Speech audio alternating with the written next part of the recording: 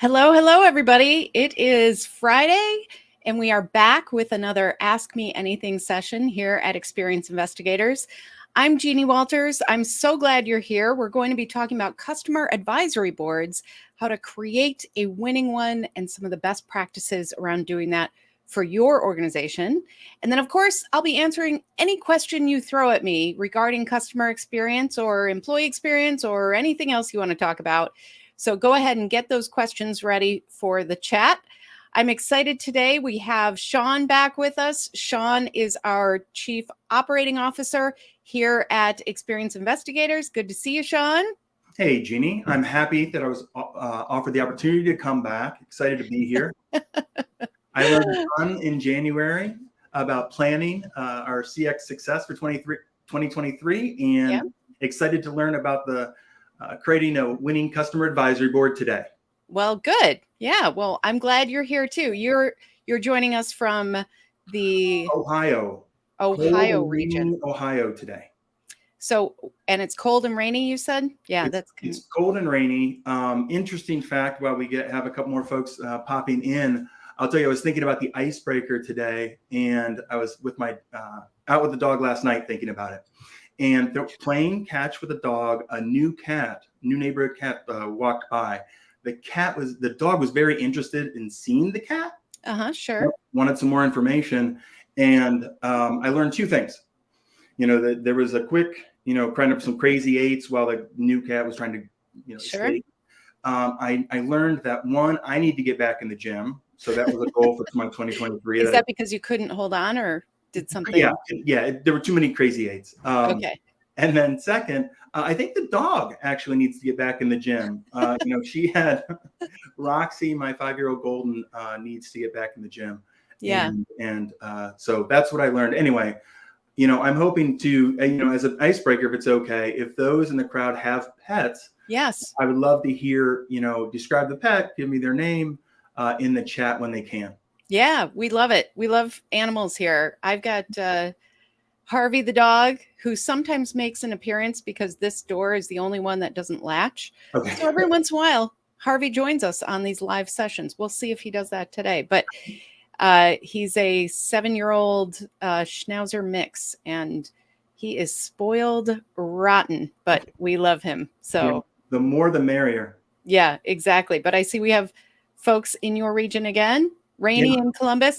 In Chicago today, it's starting off with rain, but then we're supposed to get snow later today. And they're saying it could be quite a few inches, but I'm just counting on the fact that they're wrong a lot. So I'm putting that out to the universe that they're just going to be wrong about it. We might get a little dusting, which is fine, but I'm kind of done with the big snow. So, but I'm excited about this topic. We haven't talked about this much, and this is something that is so useful and helpful for so many folks out there. So as you join us, please drop your hellos in the chat, and don't forget that you can ask questions afterwards. So I think it's probably time to get started. What do you think, Sean? Let's do it. All right. Excellent. Okay. So here we are today. We are talking about something that is super important, and yet a lot of organizations don't even know about what this is: customer advisory boards. Now, some of you might have some of you might be thinking about creating one. All of those different places in your journey are great. We're going to talk about all of it. First of all, for those of you who don't know me, I'm Jeannie Walters. I'm CEO of Experience Investigators, and I'm on a mission to create fewer ruined days for customers. By being here with me today, you're helping me live that mission, so thank you for that. And if you want more of this type of information, this type of content, please check out our site at experienceinvestigators.com. We have lots of free resources, articles, videos, all sorts of things, as well as our YouTube channel. And I have several courses on the LinkedIn Learning platform, so I encourage you to check that out too. And let's talk about what is a customer advisory board. So the goal of the advisory board sounds pretty simple, right?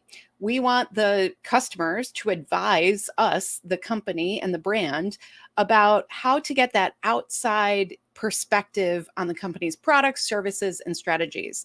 Essentially, we're asking customers, hey, what do you think? What do you think about this? But we want to make sure we're asking the right customers, customers who are somewhat invested, customers who understand our brand and product and company as well. So when we do this, just like any other part of your feedback strategy, you want to make sure that it's not just about collecting feedback. You want to have a plan, you want to have a strategy. So, what smart leaders do with the feedback, that's what really creates the success. And that's where the power of having a customer advisory board, or sometimes we call it a CAB, that's where the power is in really connecting with customers in this way. So first, we're going to talk about how to structure a customer advisory board. We're going to go through these 3 things, and then we're going to go into some best practices.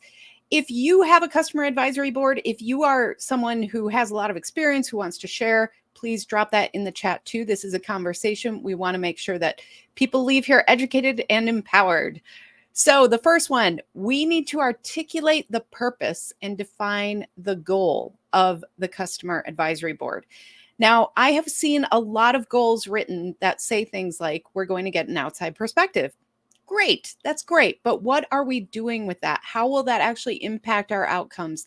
Do we have a plan and strategy for what are we actually running by them? Because if we don't start with that purpose and definition of our goal, what can happen is you say that you have this customer advisory board, you've nurtured them, you've cultivated the right group, you're working on it. All of a sudden, things start going out into your organization, and marketing wants to ask them about this, and product wants to ask them about this, and your legal team has questions about this. It can get crazy because that might not be the right group for each of those departments. And you want to make sure that you are getting meaningful feedback that you can act on, because otherwise you're asking for feedback that you don't act on. It's the same as not closing the loop.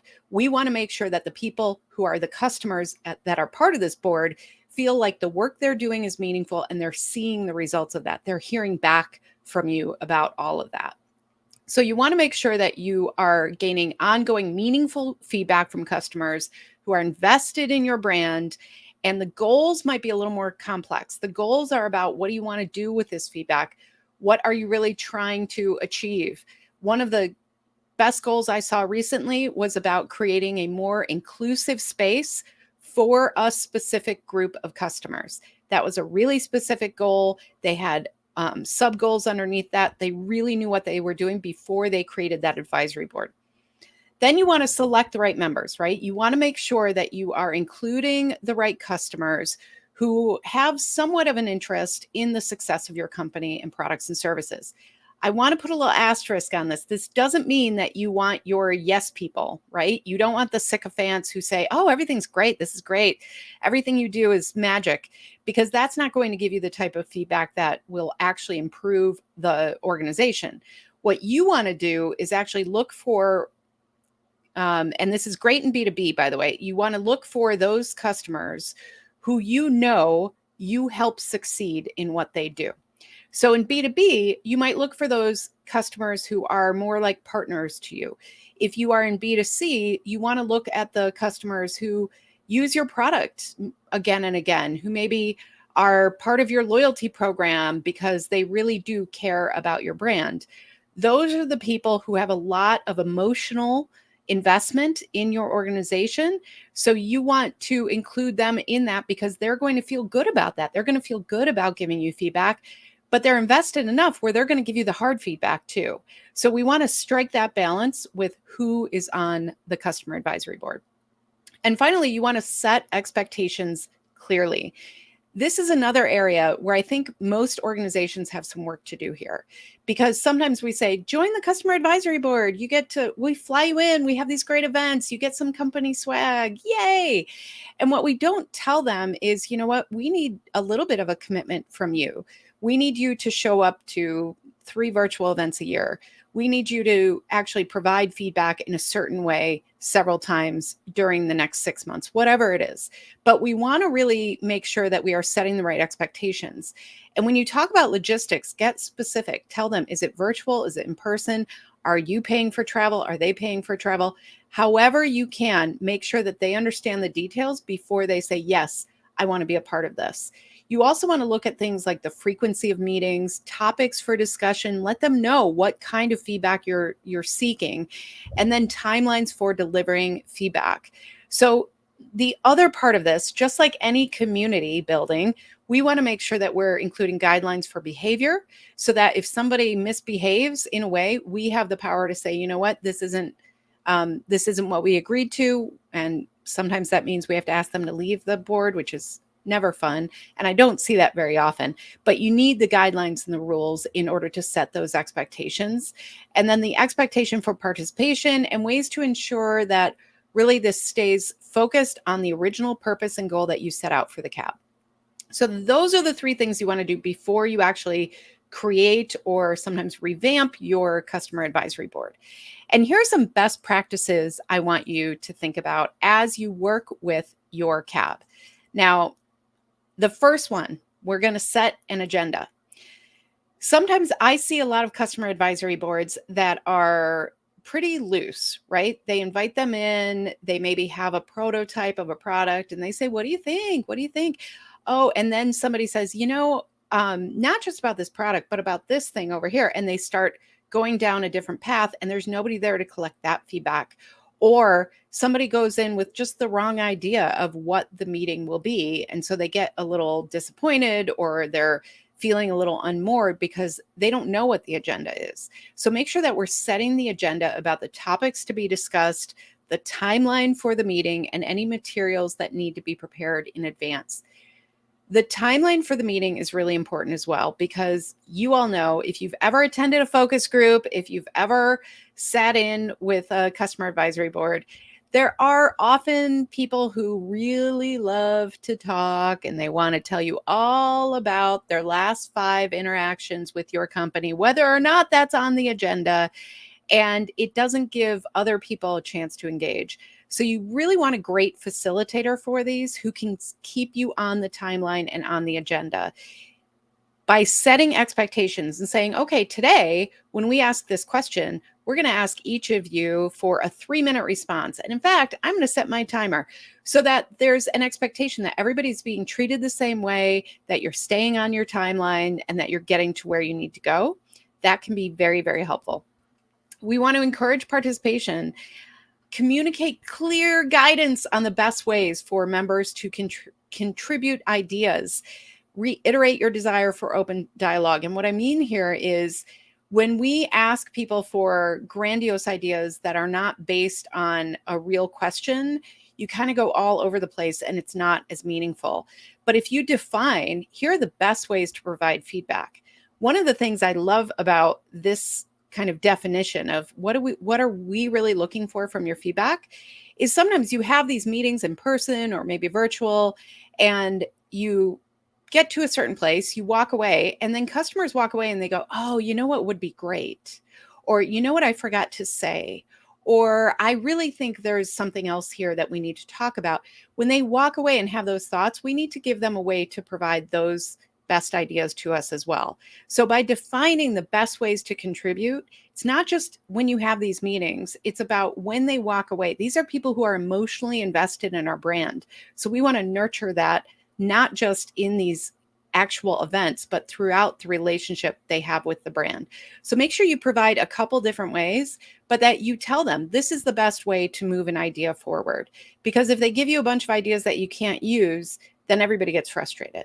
So defining how, when, and really what are the best ideas that you're looking for can help people contribute in ways that feel good to them as well. And we want to focus on solutions. Ask for constructive feedback and lead by example. So if somebody is in an event or one of these sessions and they start complaining and complaining, one of the things that you can do as a facilitator, or make sure that your facilitator is equipped with this, is restate the complaint as a question looking for answers. And this is another way you can set expectations. In the beginning of any event, be sure you state, we're not here to complain. If you have an issue, what I would like to know is what is the question that we can answer to solve that issue? So maybe it's, oh my gosh, my order took forever. I didn't get updates, and I thought it was going to arrive on Tuesday. It arrived 3 weeks late. It was just awful. So then you want to restate that, and you want to say, okay, so it sounds like we're looking for solutions around setting better expectations around when you'll receive it, and how do we update the customer when there are shipping delays.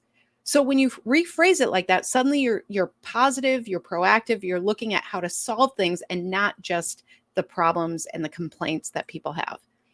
We also want to follow up. This is exactly what I'm talking about when I say we're nurturing the relationship, not just at the meetings, but throughout the relationship. After the meeting, we want to communicate quickly, because a lot of times they walk away from these things on an emotional high. We treat them very well. Sometimes they get little perks, they get swag. I've been involved with some where we take them to a baseball game or we do something like that, and it's really a fun event. So they leave on this high. They feel really good about the brand. They feel really good about being part of this customer advisory board. They feel like they're partners with this brand that they love so much. And then if they walk away and don't hear from the brand again for 6 months, that doesn't really facilitate that emotional connection between these events. So follow up really quickly after the meeting with next steps, what was heard, and the progress being made. This is where we're closing the loop. We're saying, thank you for your contributions and your input. Here's what we heard. Here's what we're planning. And here's how we're going to keep you updated on our progress. All of those things will help people feel really heard and recognized, and then want to contribute again. Recognize everyone's time and contributions. Nobody has enough time, right? None of us do. And so the fact that you have customers who are willing to take their time to contribute to your brand, that is no small thing. So let's recognize that. Let's celebrate that. Let's make sure they know how much we appreciate that, and how much we appreciate the fact that this isn't just a fun thing for them. They took time away from their work, from their family, from their regular lives to actually help our brand. And that is pretty significant. So let's make sure that we recognize that. Sometimes what I see is that the communication after the meeting is very much like, you gave us this, you gave us this, you gave us all these great ideas. Here's what we're doing. We're going to keep working on these ideas for you. And we don't really recognize this moment in time that they came in and gave us their time. We want to recognize that in big ways. We also want to identify key performance indicators. If there's one thing I see that isn't recognized here, this is it. We have customer advisory boards where we have laundry lists after. We have lists of great ideas and improvements. They get kind of woven into our overall maybe CX improvement inventory, or if we have a CX team that is prioritizing different efforts, it's there. Maybe some things go to product development. But at the end of a year or 2 years with a customer advisory board, somebody says, so what's the return on investment here? And the leader says, well, we've got a lot of great ideas. We got a lot of great ideas. If we can't quantify that for our leaders, it's very easy for them to see this as an expense and a cost center, and not something that's actually moving the company forward. So what we want to do is make sure we're setting those measurable goals, we're establishing timelines, and we're going to review progress regularly. The KPIs can run the gamut, but essentially what we want to do is make sure that we are both recognizing that this is an investment. So how do we track the return on that investment? And recognize that a lot of those ideas create products. They create that next level, which leads to better retention, lower churn, all those things that we talk about in customer experience, but we have to connect the dots. And then, of course, we want to measure success. So this is really about making sure that you are living up to that purpose. So if you have a purpose statement for your customer advisory board, you need to check in with that and say, are we doing what we said we were going to do? And if we've identified those key performance indicators, how are we measuring that and reporting that out? This could be to your board members. This could be to your C-suite. This could be to other teams in your organization. But make sure that you have a way to communicate that success based on actual measurables as well. So here are, the things to remember. So the first, as you're structuring your CAB, make sure you are articulating your purpose and defining your goal or goals. select the right members, and set those expectations clearly. And that third one, we're going to keep doing that again and again and again throughout the relationship. Best practices around here: set the agenda. What are we trying to do? How much time do we have to do it? What are the promises we're making about what the feedback is that we're collecting? We want to encourage participation, give them some perks, give them some swag, give them some extra bonus, look behind the scenes, something like that, that can help encourage that participation as well. We want to follow up on solutions and make sure that we are closing that loop with our customer advisory board members. We want to follow up and be accountable for what we said we were going to do in those events and meetings. We want to identify those key performance indicators. And finally, we want to measure success. So here's the bottom line. If you have a group of customers who are emotionally invested, who are willing to give you their time and feedback and help you develop your next great product, help you improve your services based on customer needs, all of those things, that is going to benefit every single customer in your organization, because these customers will be more attuned to what you're trying to do, and they're going to tell you ways to connect with customers who aren't there yet. Everybody benefits from a customer advisory board. The other thing that sometimes we don't talk about as much is these customer advisory boards are relationship building tools. And so what that means, especially in B2B relationships, is that these are the folks that you can turn to and say, hey, you know what? I loved what you said about how our service helped you succeed. Can we write a case study together? Can I ask you for a testimonial? Can I ask you to be a customer referral or a customer reference for prospects in the future? All of those things come out of relationships that you've built based on these customer advisory boards. And then, of course, this does create long-term customer loyalty with this very special group of customers. So it's a way to not only treat them like VIPs, which they are, but then have them co-create with you in a really powerful way that helps them feel like partners in your business. They are going to be more likely to refer, more likely to give you a higher NPS score, all of those things, because they feel so connected to the brand in an ideal world. So I hope you're ready to take action on this, because I think this is one of the tools in the toolkit of best practices around customer experience that is right there for most brands. We just have to do it well. We just have to make sure we have that purpose, we know how to measure success, and we're including everybody that we can in that moment. So at this point, I'd love to see if we have some questions, and I see some familiar names coming in there, which is great. Yeah, I will say that Ohio's represented very well. So we've got a Excellent. couple different folks from Columbus, and the first question actually comes from Audrey. Audrey, I know Audrey. Yeah, and so the question is, do you find that cabs get too close to a specific product that doesn't quite hit the mark versus using a different group per iteration or a new group? This is a great question, Audrey. Yeah, so I understand what you're saying, because sometimes when we have a big release, it's really easy to be so focused on that we are that we put the blinders on, right? And we get very excited about it. We get the cab involved. They see all these different iterations. So by the time it goes live, they're very excited about it because they've seen the work, they've seen the behind the scenes. And then sometimes we release that to the general population and they say, yeah, this isn't working as well as I thought, because there is a bias here that we have to acknowledge, that if we have customers who are really invested in our brand, who are really, connected to what we're doing, then they might be more familiar with our products. They might understand our mobile app more than the average bear, right? So we have to kind of acknowledge that. I like to see cabs used kind of in that collaboration with other best practices. So maybe we use a cab, but then we also use A/B testing. We use pilots. We use all sorts of different ways to get feedback from various aspects of it. And the other thing that that as a business owner, this is hard for me too, but sometimes what we have to do is say, we don't know until it's live. We don't know if it's going to work completely until it actually, goes out to the greater public. And that can be a hard pill to swallow, but this has been shown again and again.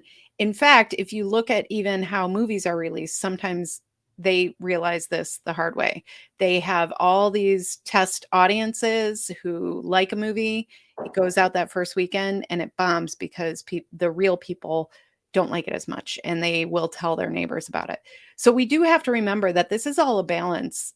Whenever we're talking about people, we are incredibly nuanced. And as I've said before, we make no sense, right? Like we make no sense. We say one thing, we say this is what we want, but then we behave completely differently. We are really eager to be seen as special individuals. And then we get upset when things are personalized for us. So there's like all these layers that we have to get through. So I like seeing a combination of things. This is not the only way to get feedback on new products and ideas. This is one way to include a certain group of customers who can help you maybe get there faster. But we can't rely on one thing ever. And there's no magic metric. You have probably heard me say this too, but there's no magic metric either. So even if you have, your cab say 90% are really excited about this, if you are not including that larger population of customers, or maybe your cab isn't as diverse as it needs to be in both age and culture and representation. So that's another thing to consider as well. But I have seen that, and I would say that make sure it's a combination and make sure you kind of go in with your eyes open.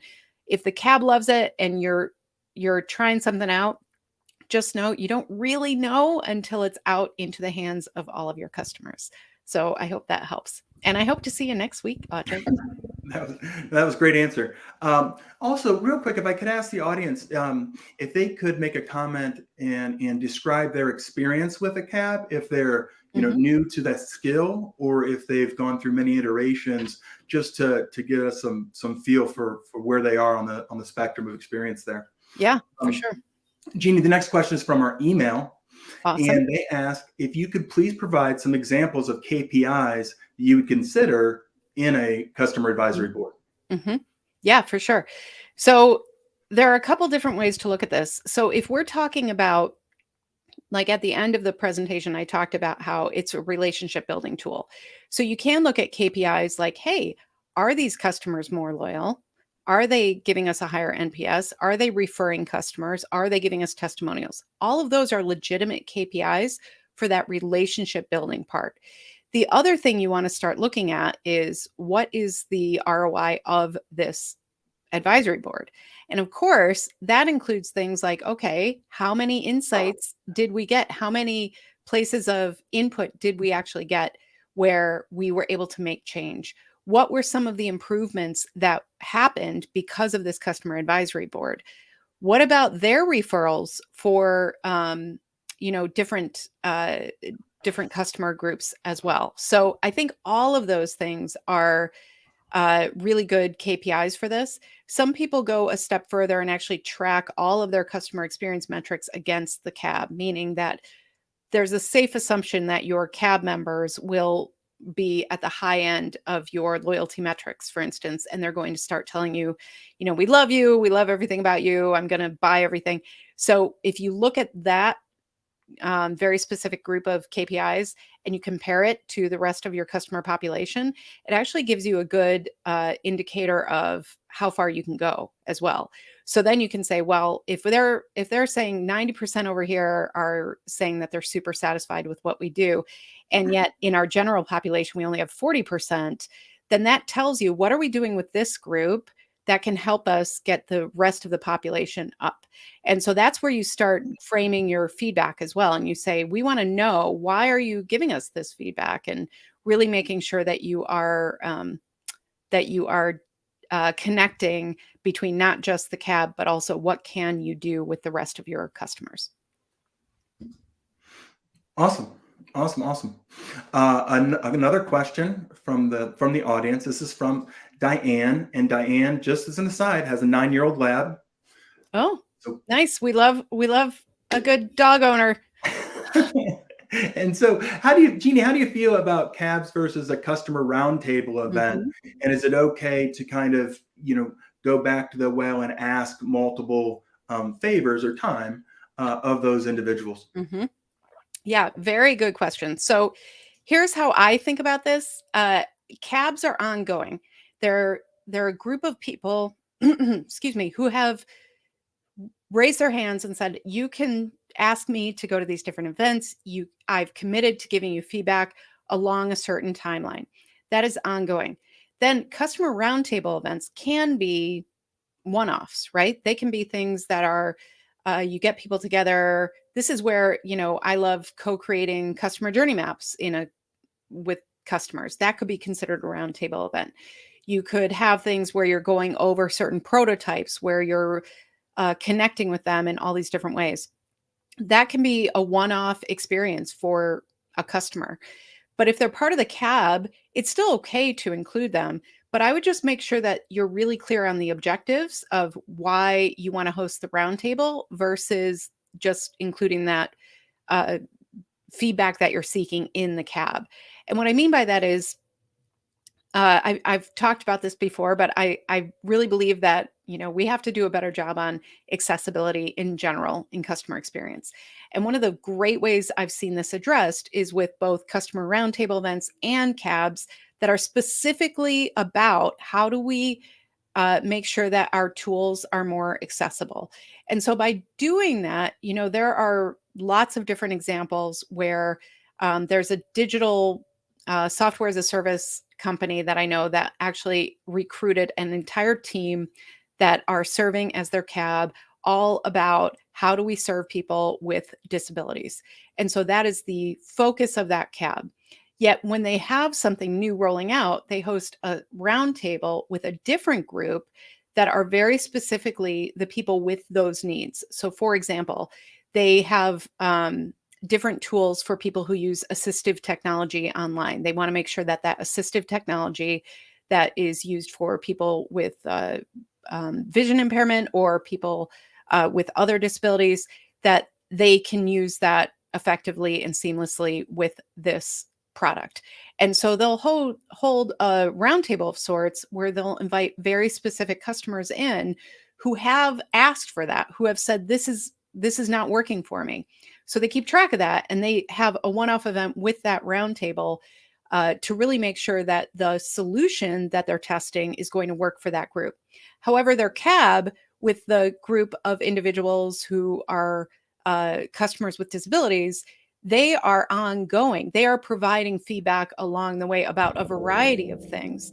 And so you can see kind of the needs and objectives of both of those are a little different, but complementary. So I would say just make sure you're clear on your objectives with that. And if you're doing, I've also seen where sometimes the roundtable events are more about networking and kind of feel good and let's do an event. And that's all great. But again, make sure that if you are including your cab members there and you're not including all your cab members and they're getting something kind of special, that actually can cause issues. So make sure that you're really clear about why are you inviting the customers that you are? What are your objectives? And if we're not doing it for all the cab members in the cohort, then you may want to rethink it, because I have seen where people get bent out of shape because they didn't get invited to the baseball game or whatever. So just be aware of those very human emotions that we're all susceptible to. Awesome. Great. Jeannie, we got another question from email. Okay. And is active brainstorming is so important to a customer advisory board. What do you recommend to encourage kind of active brainstorming? Mm-hmm.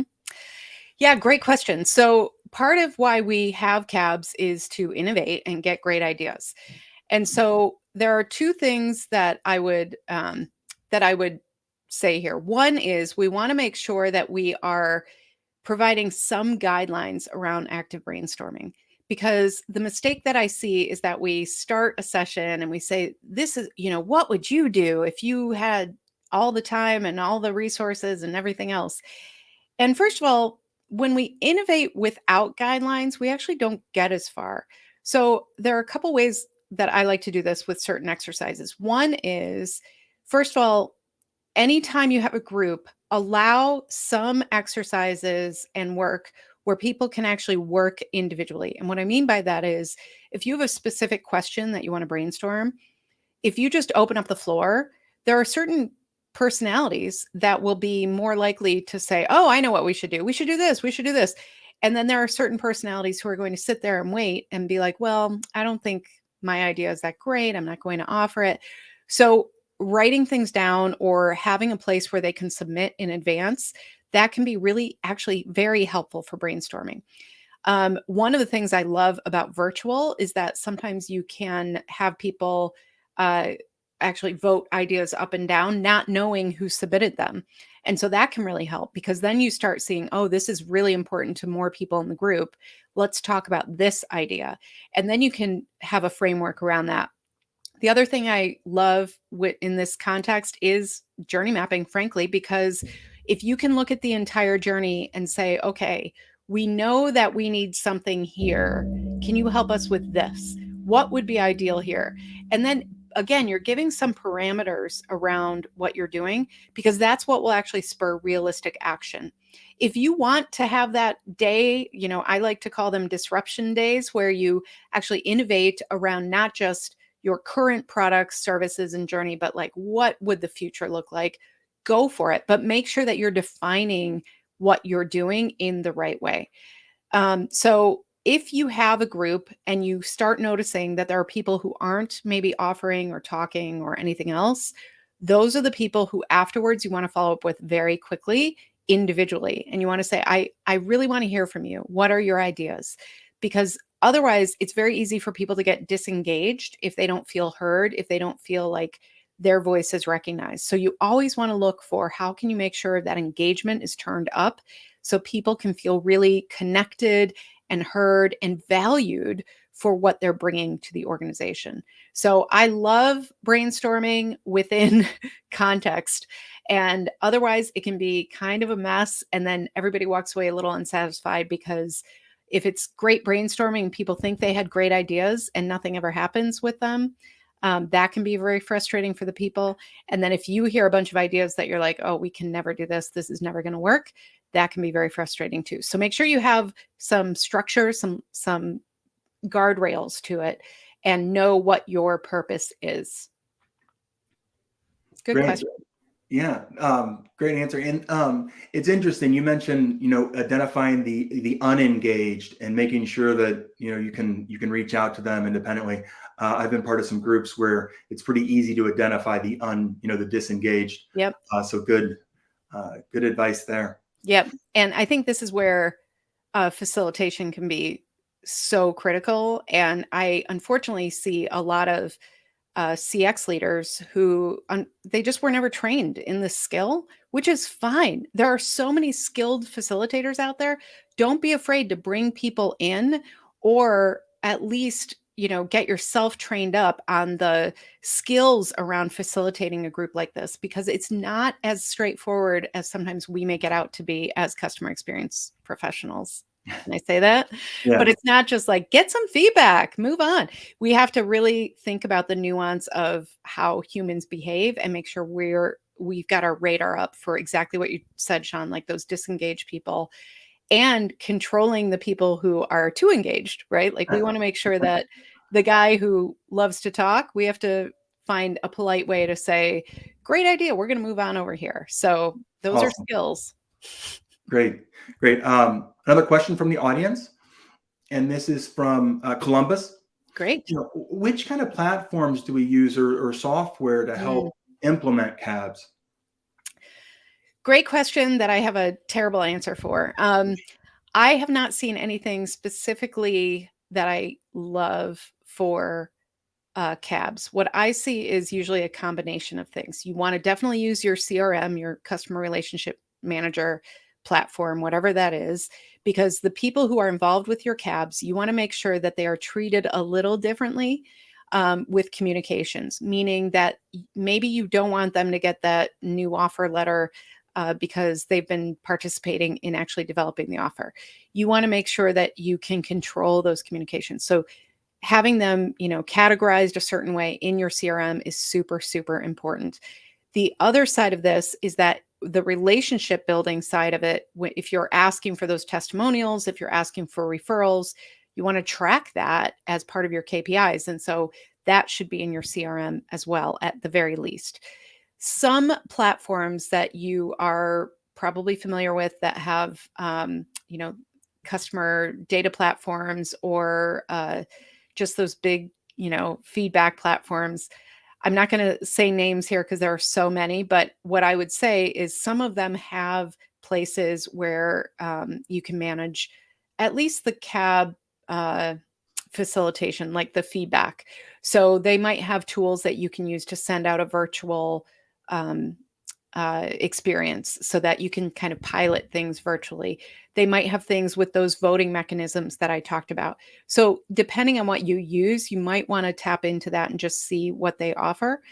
But this is sometimes a little bit of Frankenstein's monster where we have the CRM to manage the actual people, but we use different platforms to manage the actual events, the actual virtual experiences. Sometimes these are called virtual focus groups. So you might have tools that have that in their language. There are a couple different ways to do it.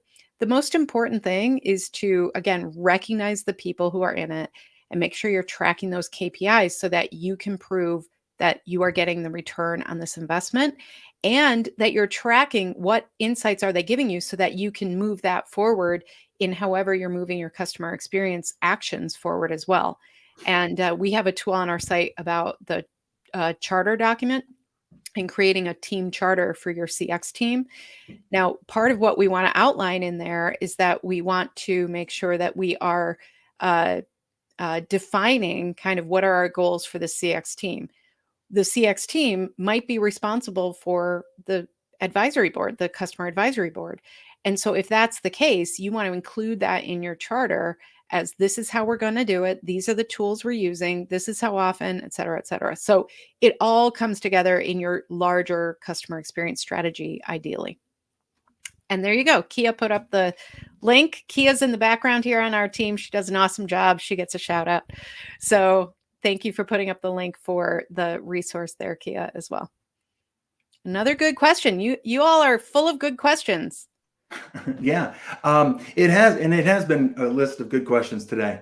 That's all we have for questions right now. And again, I want to highlight if anyone has issues getting to the documents or the products that we're offering, please reach out to us and we'll make sure that you can find it in our learning center on the website. Excellent. Yeah. Check out experienceinvestigators.com. We have a new learning center. It's a couple months old now, but you can find things based on the type of format, like if you're looking for an article, if you're looking for an audio article, any of those things, and as well as different topics and areas. So, all right. Well, thank you. Good to see you, Sean. We'll see you. And we're coming back in a couple weeks. Yes. So we'll be here on the 24th. Awesome. Mark your calendar. All right. Well, thank you everybody for being here. It's always a joy. And, I wanted to let you know that we have some exciting things happening here with me and with experienced investigators. So when one of the things is that we have a new podcast. And if you haven't discovered the podcast yet, I really encourage you to do so because the whole point of this podcast, it's different than my last one, Crack the Customer Code, which many of you are familiar with. We ended that one in November at episode 500, and we started Experience Action. And Experience Action is my way of continuing to answer your questions. So if you have any question about customer experience, go ahead and leave me a voicemail at speakpipe.com/experience action. You can just record with your phone or your computer and ask me anything. If you want to leave your name and where you're from, I always love hearing that. If you want to leave an anonymous one, that's fine too. We've covered all sorts of topics already, including, hey, I'm a new CX leader and I don't quite know where to start. How do we create value in CX? What are some of the ways we can address employee experience and customer experience? Anything you're grappling with, go ahead and leave me a voicemail there, and we will continue to answer those questions. So if you haven't already subscribed, I would love for you to do that and let me know what you think. They're bite-sized. You can walk your dog and listen, and you'll be set. So Once a week, we are sending those out. So I hope to hear from you on that voicemail. Otherwise, I just want to thank you for being here. We have so many resources for you at experienceinvestigators.com, as well as my LinkedIn courses and now the podcast. So please check all of those things out. But I just want to thank you for all you do, because customer experience leadership is no small thing. I know that a lot of times we spend our time really justifying why this is important, but everybody here knows why it's important. It's not just about continuing to improve our businesses and, increase revenue and all those wonderful business outcomes. It's about treating people the right way, and it's about making the world a better place. The mission of my company is to create fewer ruined days for customers. You being here with us today, asking these great questions, committing to these different ideas, you are helping us live that mission. So thank you so much. We'll be back in a few weeks. Until then, stay in touch, and thanks again.